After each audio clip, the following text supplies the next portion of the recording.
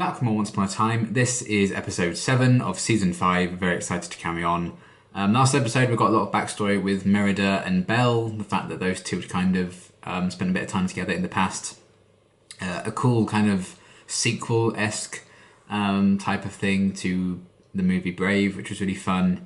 And yes, things are still escalating further and further in Storybook with Emma as the Dark One.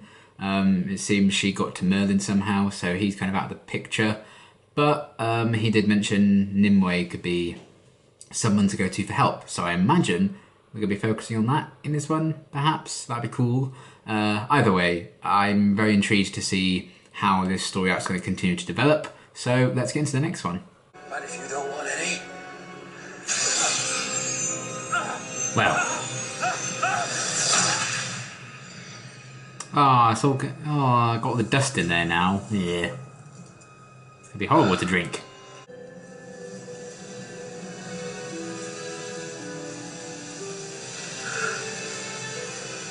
Well. I see trees of green. I'm magic too. What does she want? Don't you know? You always know. I'll talk to her. Oh. You head back. Check Is this Nimue by any chance? What can I grant you? Revenge. These were all I had on me when I ran. Ooh. They're seeds from the Middle Mist flower. My best revenge would be for them to live on despite him. We will plant them here. Okay, that's much more wholesome revenge than I was expecting. Thank you. Stay close. You can come and see them anytime. Pretty damn good flex, huh? See the future. Most men have to buy flowers, so you can just go, Do I do that? flowers. What's your name? Nimue. Aha! This is the first Dark One, the original. The one from whom all the evil that followed was born. Good. Wonderful. Will we win? I see two paths. Yes and no, based on future events. No pressure. Well, it all goes smoothly, right? What can possibly go wrong? Save for those while you can, because you're gonna hit a bump in the road fairly soon. The Dark One is immortal. Emma isn't. Bring her home to me. You found the Holy Grail. Darling. Holy Grail, Batman! You gave me magic. I don't age. I don't die. So if I were to marry you, then I would have to watch as you leave me behind. I would rather share a life with you to the end than go on without you. Life is made of little moments, precious as diamonds. And imagine there were an endless sea of diamonds. Yeah, life is precious because it ends. And we remake it into a sword. Such a blade could cut away my magic, my immortality, and then we can come back here. And we can live Sword, you say? normal lives.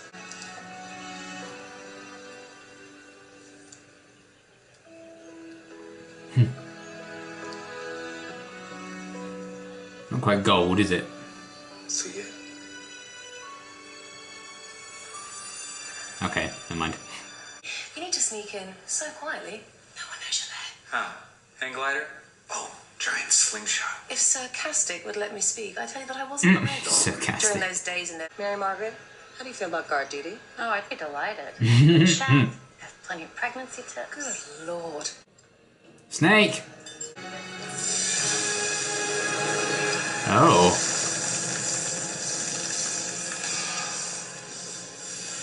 Throw this on any stranger you see and bring me what's left of them. Bloody hell. A waste of a good helmet. This is war now. Only because you're making it, you dramatic bastard. It's up there. That's a whole lot up. You can make it. Question is, will I come down?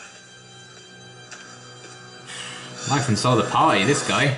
If I had a million lifetimes to hand out power to those who need it, and to strike down those who...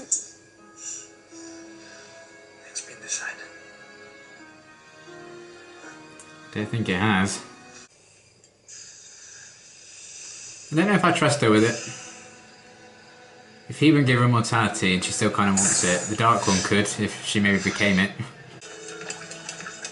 You suppose that's for us? else? I have a feeling we don't want to find out. It's a very impractical way of transporting it, though. Let's keep moving. I'm finally trying to do something to help, and nobody believes me. It's the hormones talking. Because you're evil. Selena, are you in pain? Come on. Shut up! So obvious.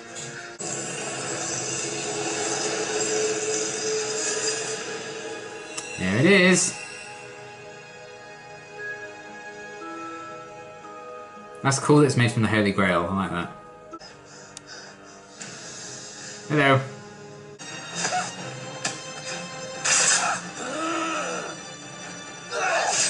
Oh shit! You healed a woman at the start. Can you not do it because it's from the Dark One's weapon or something? Well, that didn't go very well.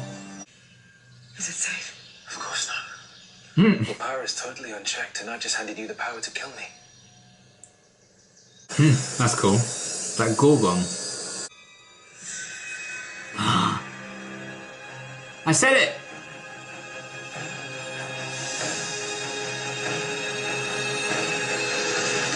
He got a little,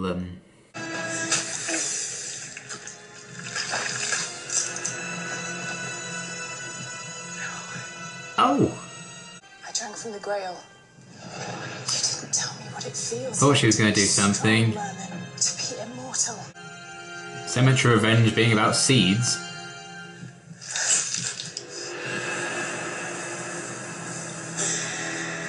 So when he said they were going to summon the first Dark One, they actually meant the second Dark One. Ah! If you had a mirror, you'd know you made the wrong decision here. Well, that's kind of sad. You killed the woman you loved because you killed the woman you used to be. Why didn't you tell me? I did tell you. The creature of That other guy's technically the first Dark One, the right? woman I love. I'll be your last thought. How poetic. Why are you doing this? You loved him. Even when you love someone, you have to say, no, this is mine. Oh, You dear. can't take it away from me. If they try to stop you from being you, then you have no choice. You think this have is to kill you? them. My goodness. You can control this. Don't listen to him. He doesn't understand what Don't think it's going to work out with those two. Don't go back to being nothing! Oh, shut up. I'm not nothing. I was never nothing. The power Yes. you have, I don't need. I'll be right. You.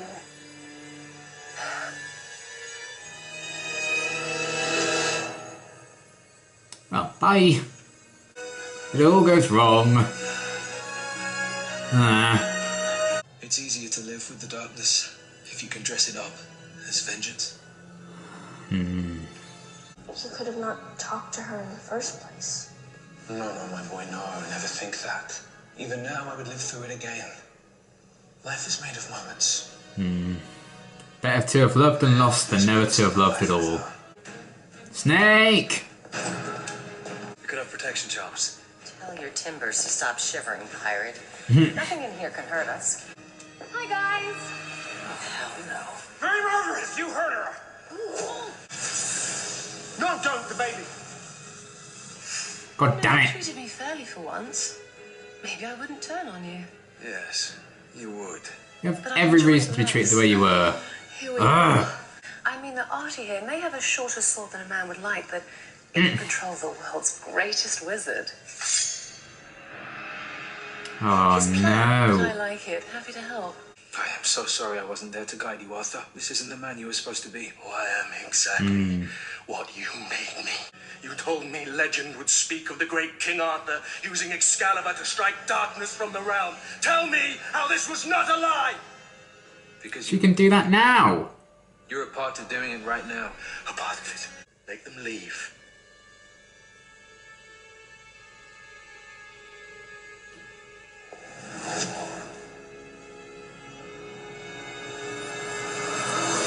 Thanks, I hate it. God damn Zelina. You try to keep me from doing this. Back then, there was a chance that you would use Excalibur to cut away the darkness. But now you can douse the light instead. Well, if she's still seeing them, she technically hasn't fully accepted the darkness, right? All of us. Oh no. Magic, I suppose. Merlin. Oh. Leave the Hey. sword alone. He told me not to do this when I was a girl. And now you're a woman. Take the power. She's still doubting herself though. That's good.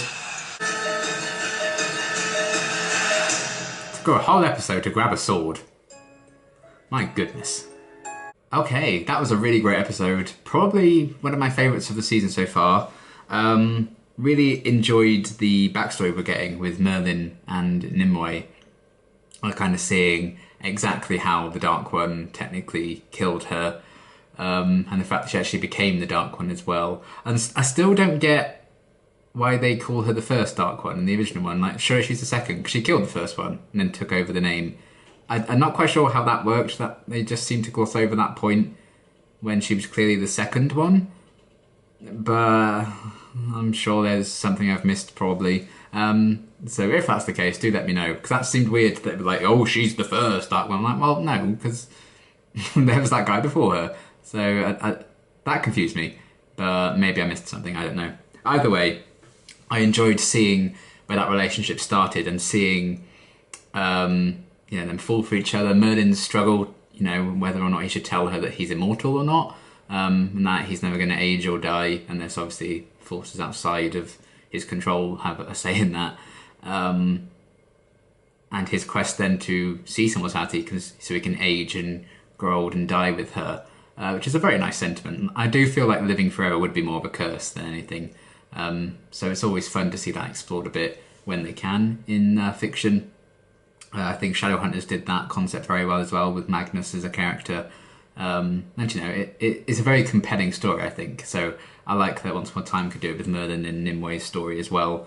And the fact that Nimue at first had this idea of her perfect revenge just being the fact that she wasn't going to be the only thing that survived from her village. The flowers would as well. And then as time's gone on, things changed, and I think the idea of this darkness and this immortality could corrupt her mind a bit. And like Merlin was saying, it's easy to justify darkness and dark magic and stuff as revenge, and that's kind of the path she ended up going down, which is interesting. And to see Merlin try and stop someone going down that dark path in the past, and at the same time doing the same with Emma in the present, was an interesting contrast that I enjoyed seeing. And Emma could fight back, whereas Nimue couldn't quite. She ended up getting a bit corrupted by it. And she wanted ultimate revenge once she actually saw the guy there and everything, and the fact that she snuck a drink from the Holy Grail, which I also liked, the fact that the sword was made from the Holy Grail. I like that touch. I think that's quite a cool backstory. Like, we got so much backstory on the dagger this season. Like, first it was part of Excalibur, then Excalibur was formed from the Holy Grail. I like that. I think that's really interesting. And the fact that with Zelina and Arthur's plan and everything, they could actually tie someone to the other half of the sword. I thought that was a neat idea as well that I hadn't even considered, but it makes sense that they can do that because it's all still the same sword. So I liked that. That was cool. And yeah, just seeing Nimue kind of become the Dark One and to see that kind of corruption happen. It's a very sad story ultimately. Especially because Emma could feel that Nimue still loves Merlin, but that just can't happen now. Especially because seemingly from what happened in the present day, the ending of the previous episode, it seems Emma's kind of done something horrible to Merlin and he may be dead. So certainly not going to happen. But yeah, I liked seeing that story unfold. Some really interesting flashbacks, alongside other flashbacks of what else was going on, of course, during those missing 6 weeks in Camelot. So we actually had flashbacks within flashbacks in this one, which was an interesting thing. And then in the present day, it was just, didn't really get as much of that, did we? It was just literally, the whole episode was in the present day story, Emma making the sword together again. That's about it. But I love the imagery of all the previous Dark Ones, watching her do that at the end. Like all of them just like the hoods and the reddish eyes. I thought that was a really cool image. I love how they kind of did that. And yeah, just seeing more backstory with Merlin and Nimue. I am familiar with those characters from like Arthurian legends and stuff, so I'm quite into that. So it's cool to see twists and turns on that, and the fact that this is like an Arthur who's gone astray, and they had that chance to fix it again if he just accepted Merlin's offer then, and given him the sword. But again, just like Nimue was kind of corrupted to the point where she was too far gone, because by that point, she'd already drunken from the thing, and then she could use that to become the Dark One from there. Arthur's already kind of been led astray, and he's already done a lot of bad stuff, using the sand and stuff on Guinevere and Camelot and everything. So yeah, I enjoyed that idea and seeing all those things kind of play out. The fact that, a lot of this episode was Merlin trying to save the souls of the people he cares about, with Emma, Nimue and Arthur, and mixed results, safe to say. But I liked that kind of, those links between all the stories. And even just like the idea of, you only have a certain amount of time with the people you love. They had that going on as like a theme for the episode as well, with Merlin and Nimue, and even to an extent Hook and Emma as well. Hook he wanted to save that bit of time he had with Emma, and to make sure when she went off that Emma still came back. The Dark One's immortal, Emma isn't. I really liked that line. It makes a lot of sense as well. It's a very good description, I think, of what the Dark One is and what it does to a person when they become the Dark One. That's kind of why, Gold hasn't really had much of a personality yet, and he could be a blank slate that Emma helped become, make into a hero in the last episode, because Gold, or Rumpelstiltskin, died and became the Dark One in a way. So I liked that idea, and them exploring that. So yeah, the time you have with your loved ones, I thought was an interesting idea. And even with Arthur and Gwen, he kind of used the sand and stuff on her to kind of keep her around with him for longer, otherwise he would have lost her. So that was also going on. Just getting a bit of history for the previous Dark Ones. I'd love to go back to that scene where all the names are flicking on the dagger, which looked really cool. See if I could spot any other names. I'm sure there might be a few Easter eggs and stuff in there of maybe some famous names that used to be Dark Ones. That'd be really interesting. So yeah, I liked that a lot. And the idea that Nimue was the first one of the first for sure, but again, that was weird. And that conflict, the fact that she can technically still be around, so she, in a twisted way, she still has that immortality, even though there have been Dark Ones since her. They all kind of carry the previous Dark Ones with them, which is a really interesting concept. And it was kind of nice for them to change it up a bit, and Emma actually saw Nimue for a moment, as well as having Rumpel there. It just makes the power of the Dark One feel a bit more bigger and expansive. If it's not just, always Rumpel that she's seeing. I know it's because he's the main cast member and they need to use him. That's kind of why she always sees him. But it was nice to kind of see her played with other Dark Ones. I kind of wish they delve into that a bit more, and it's a really good opportunity to show other Dark Ones in years gone by, talking to her. I think that'd be a really interesting idea. But again, you need to use Robert Carlyle a bit, especially in the early part of the season when Gold was just in a coma. So that makes sense. And then we have Arthur and goddamn Zelina. How stupid was Snow? How stupid was Mary Margaret? My goodness. How did she fall for that? I don't know.